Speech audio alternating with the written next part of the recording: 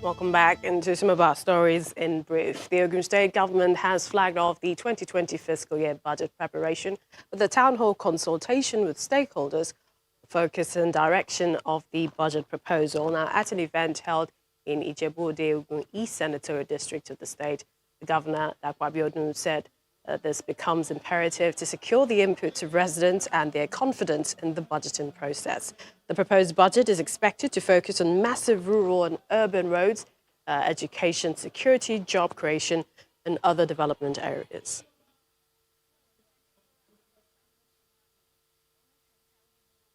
Lawmakers in the Lagos State House of Assembly have threatened to issue a warrant of arrest on former Governor Ambode and 4 ex-commissioners who served under him.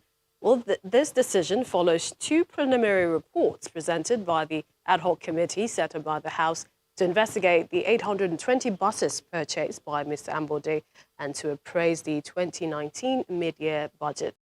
The chairman of the committee probing the purchase of the buses, Mr. Majid, alleged that due process was not followed and that the former governor used the Paris Club refund to finance the purchase. On his part, the chairman ad hoc committee on mid-year budget review alleged that the commissioners were invited by his committee but failed to appear.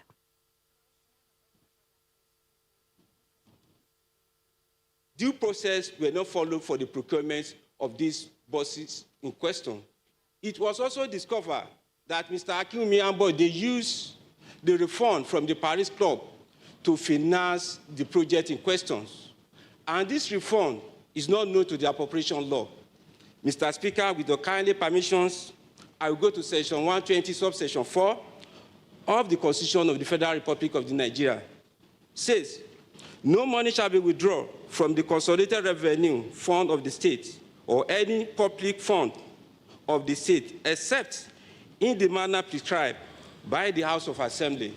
I want to appeal to the clerk to write those who are involved, starting with the former governor of the state, Mr. Ambode, and the rest of them who have been mentioned by the committee chairman, to appear before the committee.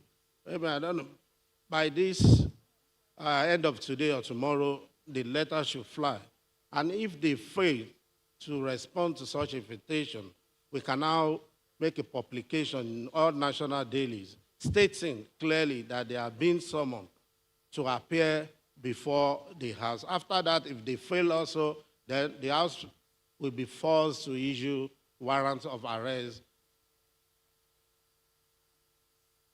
Elsewhere, government must ensure that the less privileged in society are not denied basic amenities to guarantee quality life. This is coming from the Emir of Kano, Mohammed Sanusi II, the traditional ruler who has been in the news lately over what he describes as inequalities in the polity. Was quite emotional when he addressed a forum organized by the United Nations on the attainment of Sustainable Development Goals.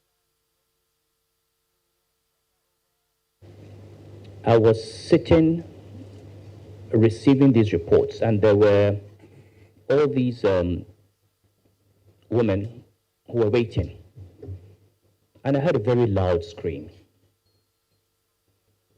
So I asked them to go and check, and the person who checked came back with tears in his eyes.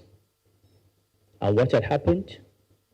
A woman who had just walked across, there's a children's hospital about 200 meters away from the palace, just across. And her child was sick, and she had come to ask for money to go and buy the drugs.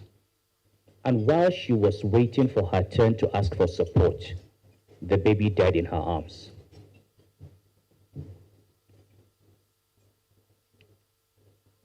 And how much was this? It was less than $5.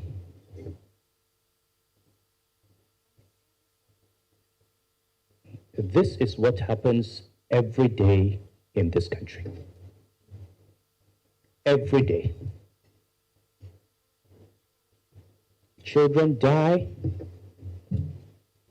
because their parents cannot afford $5.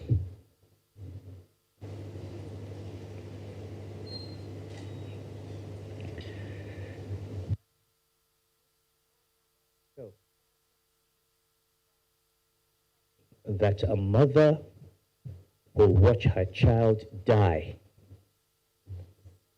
because she does not have $5. Quite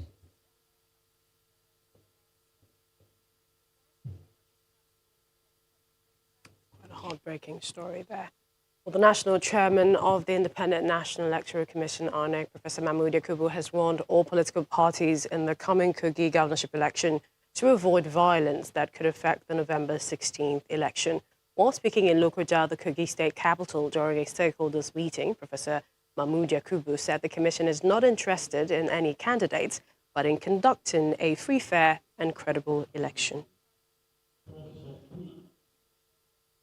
The commission will do its best, but you have a responsibility as citizens of Nigeria, indigenous of Kogi, to take your our state away from this toga of trepidations and concerns and tensions and violence during elections. We'll do our best to ensure that the process is protected and the integrity of the process is assured. INEC is not a political party. We're not interested in any candidate. We're only interested in the processes that will lead to credible outcome. You, together with INEC and the security agencies, can ensure that we change the image and perception of the state as a place where we have trepidations during elections.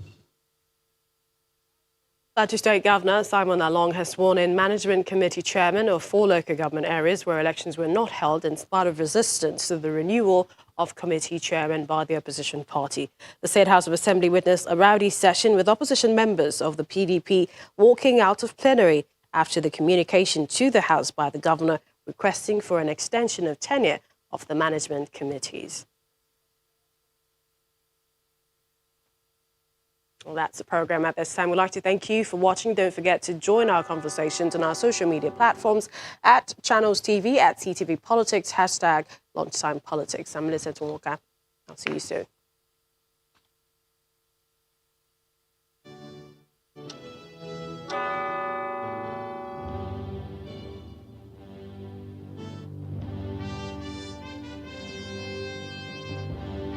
The Channels